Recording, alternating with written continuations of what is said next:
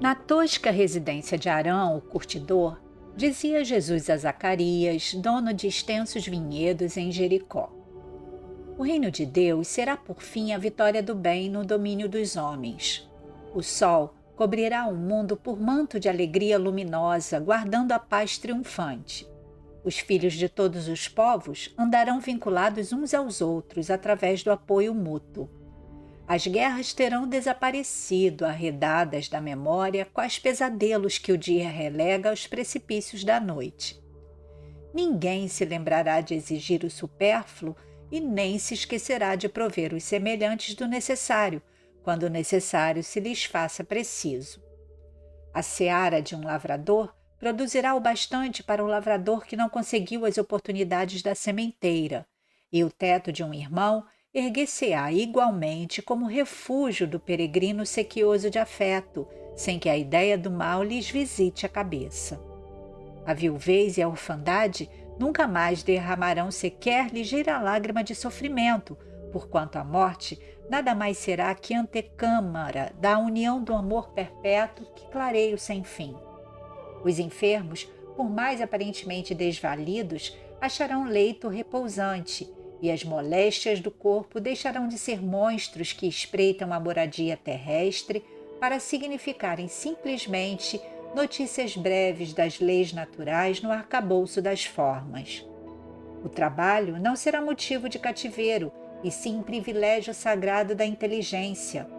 A felicidade e o poder não marcarão o lugar dos que retenham ouro e púrpura, mas o coração daqueles que mais se empenham no doce contentamento de entender e servir.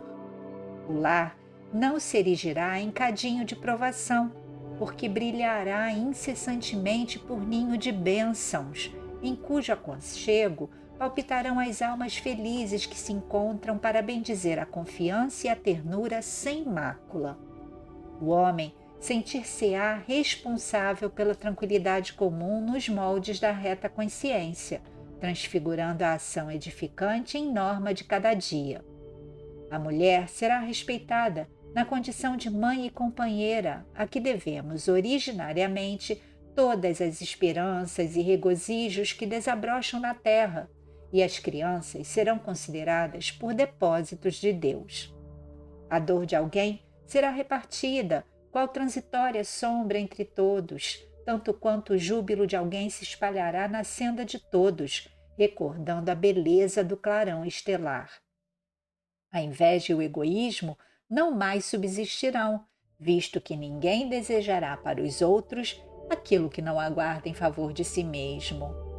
Pontes deslizarão entre jardins e frutos substanciosos penderão nas estradas, oferecendo-se à fome do viajor sem pedir-lhe nada mais que uma prece de gratidão à bondade do Pai, de vez que todas as criaturas alentarão consigo o anseio de construir o céu na terra que o Todo Misericordioso lhes entregou.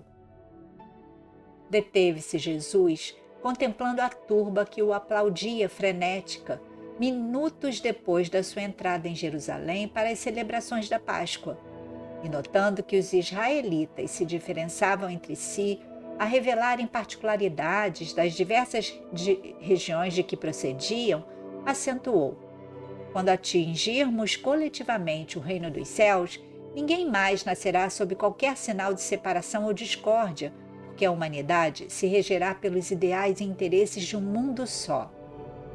Enlevado, Zacarias fitou-o com ansiosa expectação e ponderou com respeito: Senhor, vim de Jericó para o culto às tradições de nossos antepassados. Todavia, acima de tudo, aspirava a encontrar-te e ouvir-te. Envelheci arando a gleba e sonhando com a paz. Tenho vivido nos princípios de Moisés. No entanto, no fundo de minha alma, quero chegar ao reino de Deus, do qual te fazes mensageiro nos tempos novos. Mestre, mestre, para buscar-te, percorri a trilha da minha estância até aqui passo a passo. De vila em vila, de casa em casa, um caminho existe, claro, determinado. Qual é, porém, Senhor, o caminho para o reino de Deus? A estrada para o reino de Deus é uma longa subida, começou Jesus explicando. Eis, contudo, que filas de manifestantes penetraram o recinto, interrompendo-lhe a frase e arrebatando-o à praça fronteiriça recoberta de flores. Zacarias, em êxtase, demandou o sítio de parentes no vale de Inom, demorando-se por 2 dias em comentários entusiastas ao redor das promessas e ensinos do Cristo. Mas de retorno à cidade, não surpreende outro quadro que não seja a multidão desvairada e agressiva. Não mais a glorificação, não mais a festa. Diante do ajuntamento, o mestre em pessoa não mais querido.